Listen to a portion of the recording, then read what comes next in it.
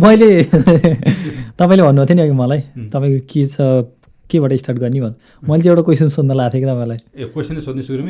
सुरुमै अनि तपाईँलाई यो आइडिया चाहिँ कसरी आयो केले मोटिभेट गर्यो पोडकास्ट स्टार्ट गर्नलाई पोडकास्ट बनाउनलाई मलाई चाहिँ त्यो सोध्न मन लाग्थ्यो तपाईँले आफैले भन्न सुरु गर्नुभयो अब त्यो कुरा चाहिँ अहिले अलिकति पोडकास्टको बिगिनिङै भयो होइन अलिक पछि हुन्छ त्यो कुरा नि गर्न खासै भएन होइन तर कुनै म त कुनै सेलिब्रिटी के त होइन नि त अहिले त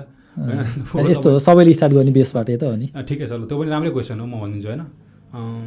मलाई चाहिँ सानैबाट चाहिँ टिचिङ एकदमै मनपर्ने कि कुनै कुरा सिकाउनको ताकि म कुनै सुपेरियर फिल गर्नलाई होइन कि होइन अरूलाई सिकाउने बेला मैले सिक्थेँ कि जहिले नयाँ कुरा के होइन स्कुल पढ्ने बेलामा चाहिँ आफूभन्दा सानो भाइ बहिनीहरूलाई मेरो भाइलाई पनि मैले पढाउँथेँ ट्युसन अनि उनीहरूलाई पढाउने बेलामा चाहिँ मैले चाहिँ जुन उनीहरूको एजमा मैले जुन कुरा स्किप गरेर आएको थिएँ नि क्लासमा अनि त्यो कुरा मैले सिकेँ कि त्यो पढाउने बेलामा चाहिँ अनि एकदम रमाइलो लाग्यो त्यो चाहिँ अब नयाँ एक किसिमको ऊर्जा जस्तो कि होइन जुन मैले स्कुलमा नसिकेको अरूले सिकाउँदा नसिकेको अरूलाई सिकाउँदाखेरि सिकिने रहेछ कि त्यही किनभने त्यो आफैले गरेपछि प्र्याक्टिकल्ली जस्तै स्कुलमा पढाउँदाखेरि त हाम्रो बेसिकली थ्योरी नै त हो प्र्याक्टिकल त खासै छैन अनि आफैले गर्दाखेरि चाहिँ किनभने आफ्नो रिसर्च गर्नुपर्छ त्यसले गर्दा आफूलाई चाहिँ अलिकति नलेज अझै एक्सपान्ड हुन्छ त्यहाँबाट आफूले सोच्नु पऱ्यो कि त्यहाँ चाहिँ अरूलाई पढाउने बेलामा आफूले मेहनत गर्नु पऱ्यो अरूले पढाउँदा आफ्नो कन्सन्ट्रेसन नहुनसक्छ तर आफैले गर्दा त अभियसली कन्सन्ट्रेसन चाहियो त्यही त नि अरूलाई पढाउनुलाई त आफूले नबुझिकन त बुझाउन सकिँदैन अनि आफूले बुझाउन खोज्यो अनि उनीहरूले काउन्टर क्वेसन सोध्छन् फेरि होइन अनि त्यो बुझेको छैन भने त त्यहाँ बुझाउन सक्ने उनी भन नि त अनि कुनै कुरा एक्सप्लेन गर्ने बेलामा होइन you force yourself to think अनि त्यो पनि एउटा अवेकनिङ हुन्छ कि मान्छेको लागि चाहिँ अब टिचिङ चाहिँ अब प्रोफेसन वाइज नै मलाई टिचिङमै जान मन थियो कि खासमा चाहिँ मेरो प्यासन नै भन्यो भनेदेखि कि होइन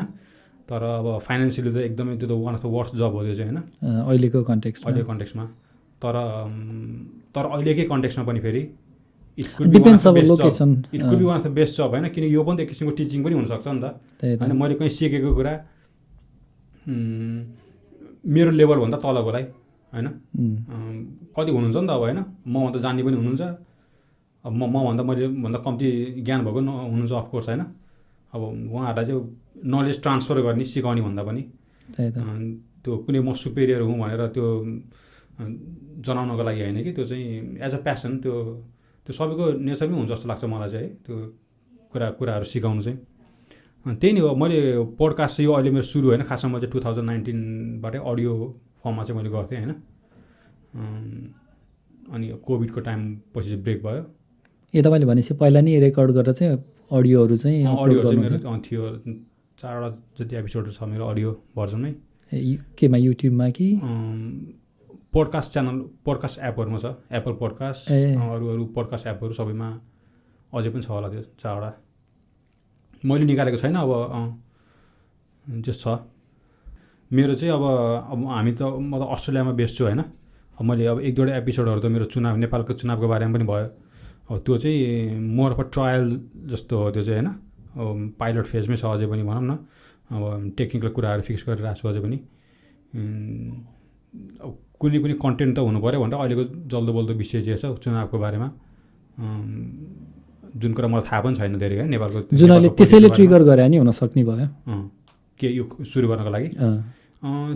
त्यो भन्न मिल्दैन तर नेपालको चुनावले गर्दा चाहिँ होइन तर टपिकहरू चाहिँ लगभग 2टा टपिकहरू चाहिँ मैले चाहिँ नेपालको चुनावको बारेमा बनाएँ एउटा टपिक चाहिँ अब इरान वारको बारेमा बनाएको छु सेकेन्ड एपिसोड चाहिँ होइन हजुर अब चाहिँ अब लेट्स सी हाउ इको मेरो प्लान चाहिँ मोर अफ त्यो स्पेसिफिक कन्ट्री वाइज भन्दा पनि त्यो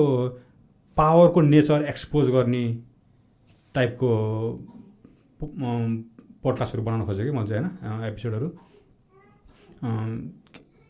किनकि त्यो पावरको नेचर नेपालमा भए पनि अस्ट्रेलियामा भए पनि अमेरिकामा भए पनि त्यसको नेचर एउटै हुन्छ कि जहाँ गए पनि अनि हामी चाहिँ नेपाल स्पेसिफिक भएर कुरा गर्नु परेन कि अस्ट्रेलियाको कुरा बुझ्यो भने नेपालको पनि बुझिन्छ अमेरिकाको पनि बुझिन्छ होइन त्यही त अनि कसले कन्ट्रोल गरिरहेको छ पावरहरू कसरी अट्र्याक्ट गर्छ एक्लै अर्कालाई पैसा भनेको मनी भनेको के हो र यो एज अ होल यो स्ट्रक्चर बुझ्यो भनेदेखि चाहिँ हाम्रो यो वेदहरूमा नि भन्छ नि मायावी दुनियाँ हामी चाहिँ त्यो इल्युजनरी वर्ल्डमा बाँचिरहेको छौँ कि आजकल चाहिँ। हामीलाई बाहिर देखाइने दुनियाँ एउटा छ, त्यसको वास्तविक दुनियाँ चाहिँ पर्दा पछाडिका नायकहरूले चलाइरहेछन् कि हाम्रो यो दुनियाँ होइन।